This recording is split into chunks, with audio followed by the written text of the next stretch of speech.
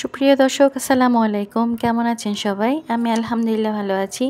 নূর Ayesha's tiny world থেকে সবাইকে স্বাগতম।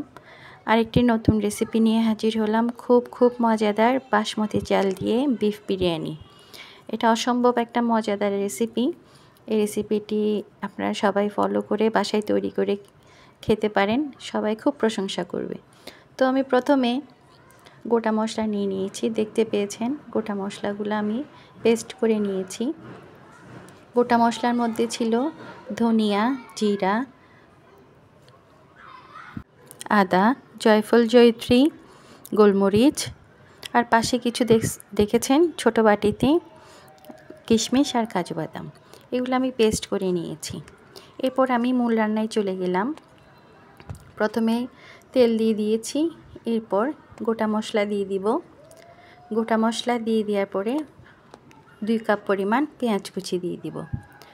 ও হ্যাঁ, আরেকটা কথা, সবাইকে অনুরোধ জানাবো, আমার চ্যানেল যদি ভালো লাগে তাহলে একটা লাইক দিবেন, কমেন্ট করবেন আর সাবস্ক্রাইব করবেন।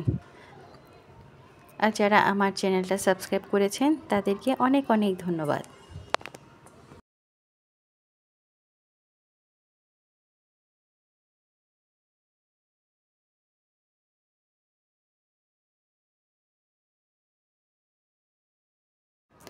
পেঁয়াজটা দেওয়ার পরে আমি ভালোভাবে নেড়েচেড়ে একটু ভেজে নিব।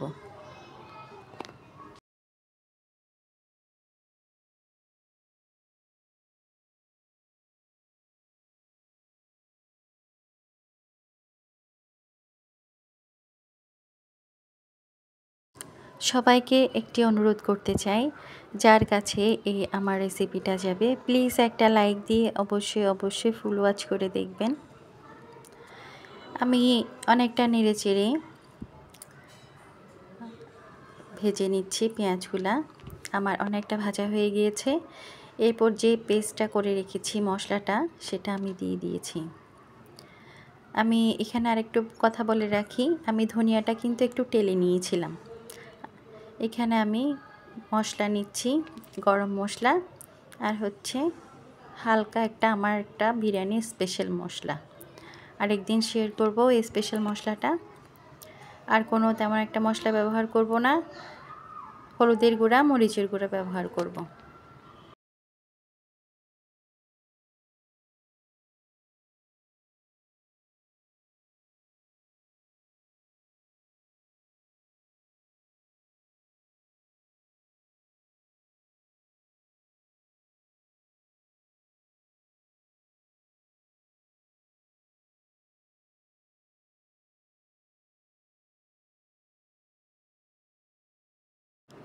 যারা ঝাল খেতে পছন্দ করেন তারা একটু মরিচ বাড়িয়ে দিতে পারেন, যারা কম পছন্দ করেন তারা বাড়িয়ে কমিয়ে দিতে পারেন।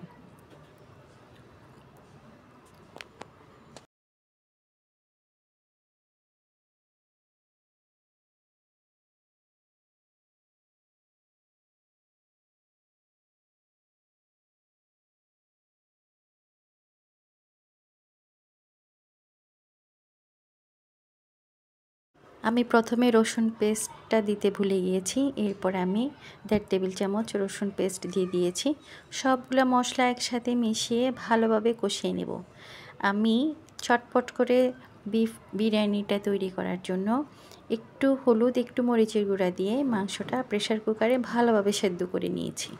আমার মাংসটা কষানো হয়ে গেলে প্রেসার কুকার থেকে মাংসটা ঢেলে দিব।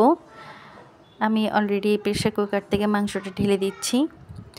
ঢেলে দিয়ে ভালোভাবে পানিটা শুকিয়ে নিব। একটু গায়ে থাকতেই আমি চালটা দিয়ে দেব। আমি বাসমতি চালের বিরিয়ানিটা যেহেতু রান্না করছি, বাসমতি চালটা আমি 3 থেকে 4 ঘন্টা আগে ধুয়ে ভিজিয়ে রেখেছি। কেউ ভিজিয়ে রাখার পরে ধুতে যাবেন না, ধোয়ার পরে ভিজিয়ে রাখবেন। আসলে ওইটা ভিডিও করা হয়েছে, কেন জানি দেয়া হয়ে ওঠে নাই। এরপর আমি আজকে কিন্তু টক দই ব্যবহার করছি না, আজকে মিষ্টি দই ব্যবহার করছি। একবার আপনারা করে দেখবেন, অসম্ভব মজা হয়, খেতে কিন্তু অসাধারণ হয়েছে। এরপর ভালোভাবে নেড়েচেড়ে দিব।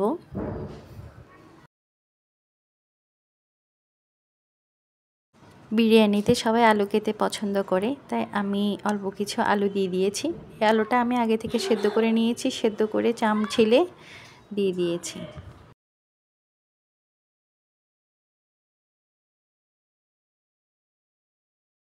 এরপর ভিজিয়ে রাখা বাসমতি চালটা দিয়ে দিয়েছি। দিয়ে এটা আলতোভাবে নাড়তে হবে, বেশি ঘন ঘন নাড়া যাবে না। যদি ঘন ঘন নাড়ি তাহলে চালটা ভেঙে যাবে।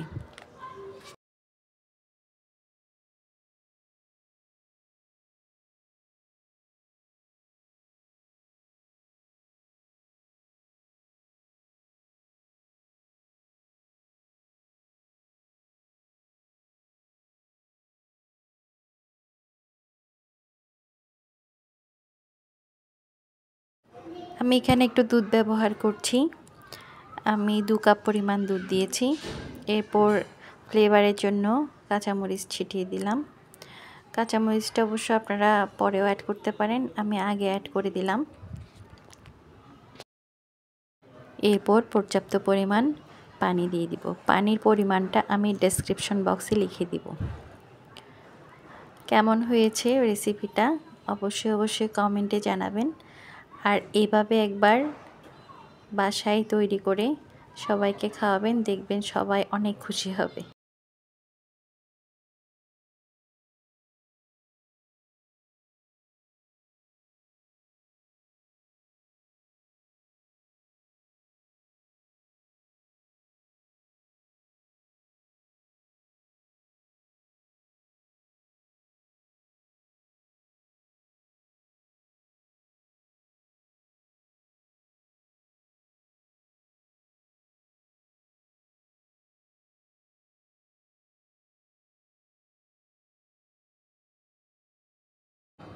আমি একটু আলতোভাবে নেড়ে দিচ্ছি। আমার পানিটা অনেকটা শুকিয়ে এসেছে, দেখুন, দেখলেই বুঝতে পারবেন।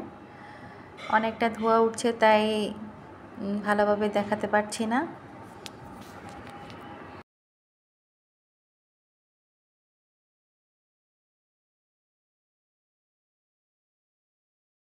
তৈরি হয়ে গেল আমার ঝরঝরে বাসমতি চালের বিরিয়ানি, বিফ বিরিয়ানি। দেখুন দেখতে কতটা সুন্দর হয়েছে, খেতে অনেক অনেক মজা হয়েছে।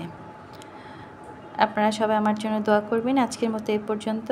আল্লাহ হাফেজ।